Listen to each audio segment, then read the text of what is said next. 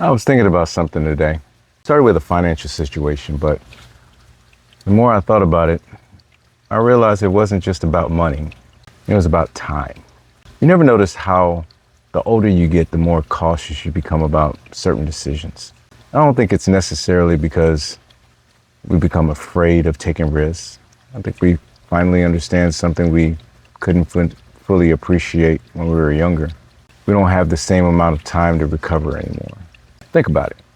If you're 22 and you make a financial decision that takes, let's say, 5 years to recover from, then you're 27.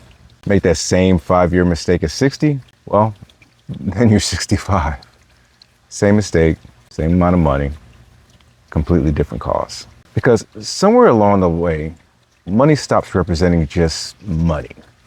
It starts representing time. You lose $20,000 when you're young and you might think, I'll make another $20,000. Then you're older. And the question changed. How long would it take me to replace that?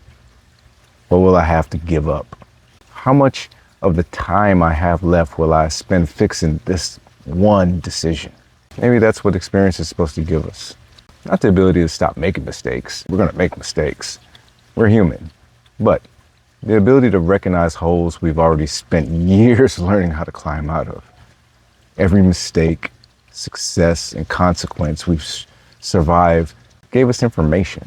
At some point, we have to use it. And then my mind went somewhere else. I started thinking about why financial problems can be so devastating. Because when you're struggling financially, it doesn't just affect your money, or the money that you have, or wish you had, or don't have. It can affect where you live, what you eat, what you drive, your relationships, your sleep, your security, even your ability to escape the stress of having financial problems in the first place. That's the crazy part. You're sitting there thinking, man, I'm stressed. Bills are piling up. I just need to get away from this for a little while. Okay, where are you gonna go? Dinner? Money. A trip somewhere? Money. A movie? More money. Drive somewhere? Oh, that's gas. And that costs money. Even escaping the stress caused by not having enough money can require money. Spend it, and you might make the problem worse. Don't spend it. And, well, you're sitting at home with the same problem while denying yourself some of the things you normally use to decompress.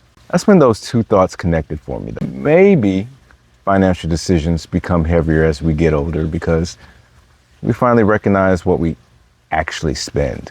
We're not always just spending money. Sometimes we're spending future time. I can make more money. I can rebuild credit. I can replace possessions.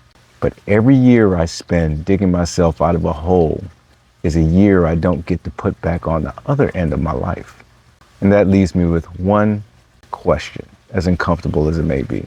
If I use some of my remaining time in financial security to help someone I love build their future, at what point does helping them extend their runway start shortening mine?